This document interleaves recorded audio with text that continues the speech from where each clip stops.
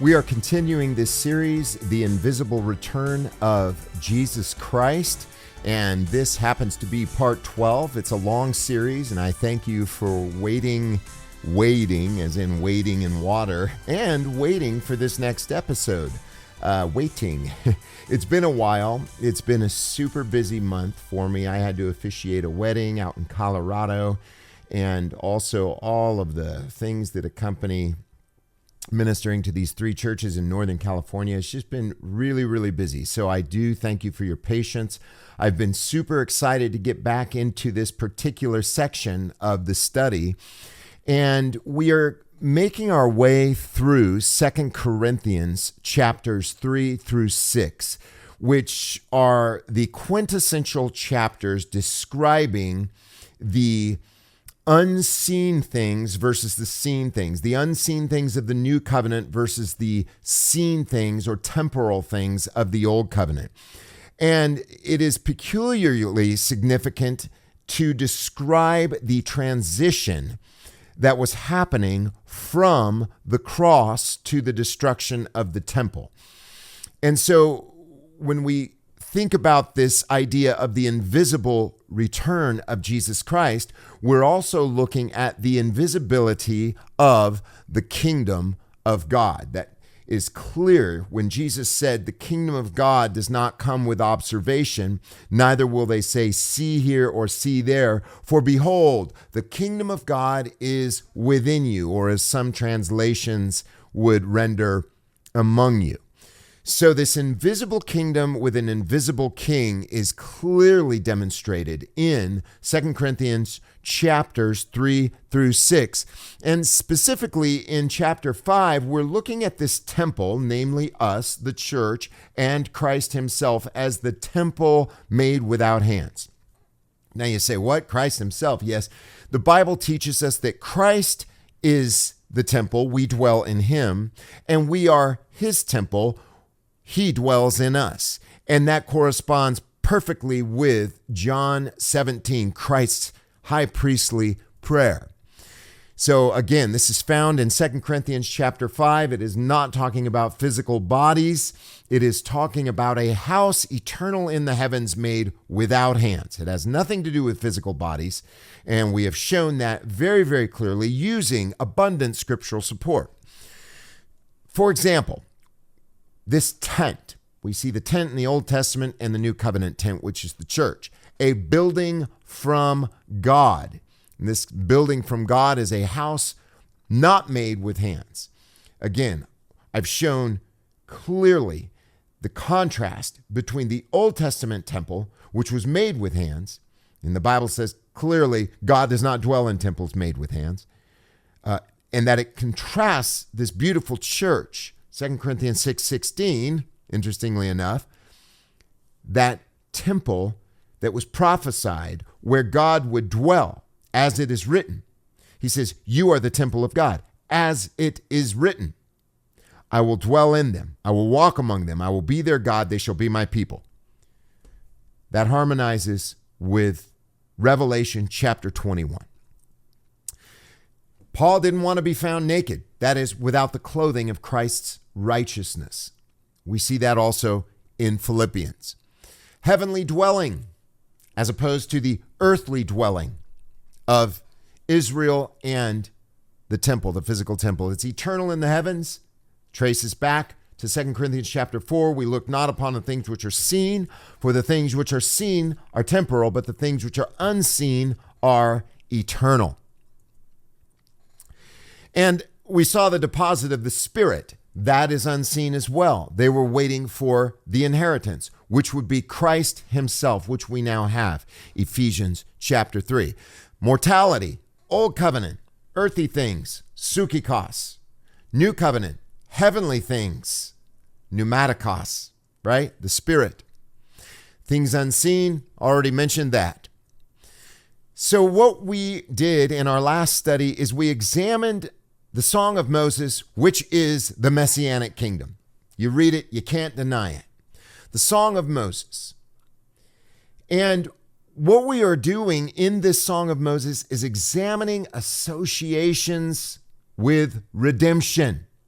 What happened, what is displayed to us in Exodus chapter 15 in the Song of Moses. What is shown to us in this song that accompanies redemption? What goes along with redemption? These are all types and shadows of Christ, right?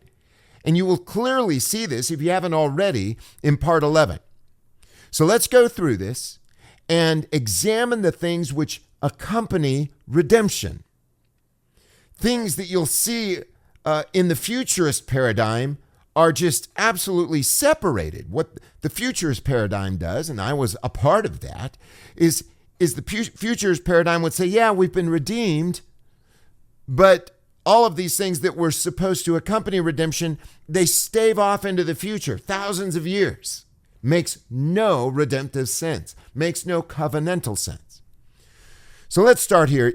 Exodus chapter 15, verses 1 through 21. Moses and the Israelites sang this song to the Lord. I will sing to the Lord, for he has triumphed gloriously. 2 Corinthians chapter 2. Thanks be to God who always causes us to triumph in Christ Jesus. Romans 8. We are more than conquerors, amen, through him who loved us and gave himself for us. So it accompanies redemption. Conquering victory accompanies redemption. It's amazing how so many people are waiting for King Jesus, yet they will say we're redeemed. Are you victorious or not? Has God won or not? He's triumphed gloriously, horse and rider he is thrown into the sea. So keep that phrase in mind. It comes up later. The Lord is my strength and my might, and he has become my salvation. We had a wonderful study in that about those three elements. The Lord, strength, might, salvation. This is my God. In other words, behold your God. We see that in Isaiah. When we see this refuge, this fortress, this strength, this protection, the strength of God, the strength of Christ, we also see that the revelation of God as King, behold your God, behold the Lamb of God, takes place. And I will praise him, my Father's God, and I will exalt him. The Lord is a warrior. He's triumphant. The Lord is his name. Yahweh, Jesus, right? Jesus saves. Yeshua. Pharaoh's chariots and his army he cast into the sea. Hey, the flood came and took them all away, right? Just as it was in the days of Noah, the flood came and took the self-righteous, the unrighteous away. That's not the rapture, taking the righteous away. It is the flood, God's judgment through the Roman armies that took the enemies of those first century believers away, and by extension, of course, us, Ephesians chapter 2. The floods covered them. They went down into the depths like a stone. And we, again, see that. They were cast into the sea. They were scattered. They were dispersed. And this is not talking about God's people. Your right hand, O Lord, Hebrews chapter 8, glorious in power. Your right hand, that's Jesus. He sat down on the right hand of the majesty on high in the throne of the heavens. Shattered the enemy. In the greatness of your majesty, you overthrew your adversaries. You sent out your fury. It consumed them like stubble. That's the gospel. That's what it does. It is the savor of death unto God to those who perish, and it is the savor of life to those who believe. At the blast of your nostrils, make a comparison with Psalm 18 if you're looking for metaphor, right? This prayer, this messianic prayer, it's beautiful. Look at Psalm 18. So many of us have looked at that in the past and said, well, that's a Davidic psalm. That's a messianic psalm. The waters piled up, the floods stood up in a heap. The deeps congealed in the heart of the sea. The enemy said, I will pursue, I will overtake, I will divide the spoil. What does that remind you of? Matthew 21. Let us seize on his inheritance, right? That was the envious Pharisees. Let us seize on his inheritance. Acts 15. They came to deceive the Gentiles. They're envious that Gentiles were coming to the faith. The enemy said, I'll pursue, I'll overtake, I'll divide the spoil. My desire shall have its fill of them. I will draw my sword. My hand shall destroy them. What did Jesus say? You live by the sword, you die by the sword. They died by their own sword.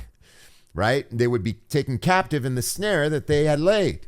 Reminds me of Haman, who had built the gallows, the very trap, the gallows, the hanging device. For Mordecai, Haman ended up being hung on that himself. He represents the Pharisees. You blew your wind. That's the power of the gospel. The Spirit blows where it wants. You can hear the sound of it, but you can't tell where it's coming from. So is everyone who is born of the Spirit. It is like a mighty wind. The sea covered them. They sank like lead in the mighty waters. Who is like you, O Lord, among the gods? Who is like you, majestic in holiness, awesome in splendor, doing wonders? Amen. You stretched out your right hand as Jesus, the gospel of the earth, swallowed them. In your steadfast love, isn't this beautiful? You led the people. He shall gently lead his young. We see that. In your steadfast love, you led your people whom you redeemed. So here it is, associations. What accompanies redemption? You guided them by your strength to your holy abode, God's dwelling place.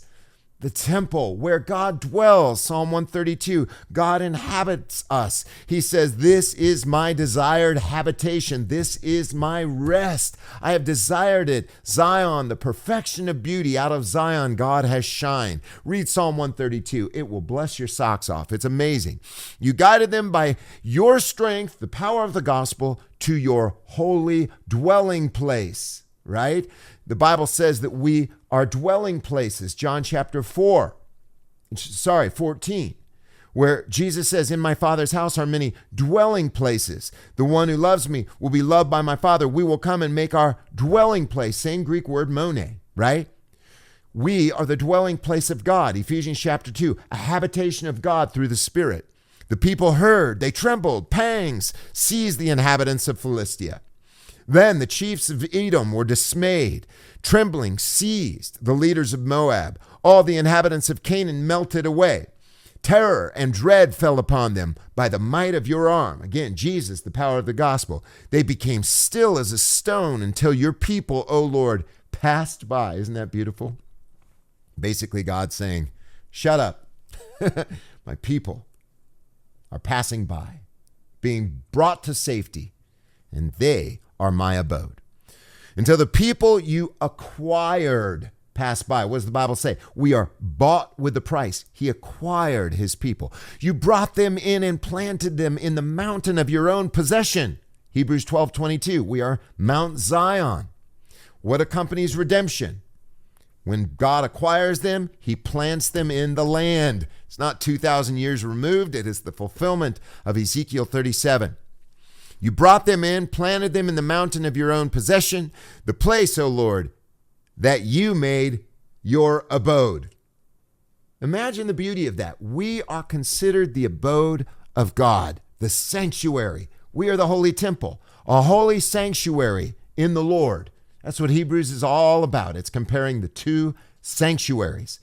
Likewise, 2 Corinthians chapters 3 through 5, specifically also 6. The sanctuary, O Lord, that your hands have established. In contrast to the building made with hands, the temple, the human hands. God's is a building made by his hands. God is a spirit. It's a spiritual dwelling place, eternal in the heavens. The Lord will reign forever and ever. That's it. Thanks be to God who always causes us to triumph. We are always victorious in Christ Jesus, always more than conquerors. We never lose. Praise the Lord. Because of the blood of Jesus. When the horses of Pharaoh with his chariots and his chariot drivers went into the sea, the Lord brought back the waters of the sea upon them. Again, that's the Pharisees being scattered among the nations. Done forever. They are gone. The nation of Israel was gone 2,000 years ago. The earthly Jerusalem, Galatians chapter 4, gone. The Jerusalem that now is, right? That was the temporal things seen, so that things unseen may remain. Hebrews chapter 12 and chapter 13. He says those things were being shaken. We are receiving a kingdom which cannot be shaken. We have that now. But the Israelites walked through the sea on dry ground. Then the prophet Miriam, I love this, Aaron's sister, took a tambourine in her hand. And all the women went out after her with tambourines and with dancing, and Miriam sang to them, "Sing to the Lord. Why? For he has triumphed gloriously. Horse and rider he has thrown into the sea." So in our next study, what we are going to do is we're going to focus on Miriam's response. Her song. Sing. It's this song of Moses, the song of the Lamb, the song of Miriam, the song of victory. All of these things associate redemption, victory, the reign of God, the dwelling place of God. But we're going to focus specifically on this singing aspect of the Song of Moses in part 13. Please subscribe to our YouTube channel. Go to YouTube and type in NCMI Live, and also please support us at www.patreon.com/NCMI Live. And we'll see you in our next episode. God bless you.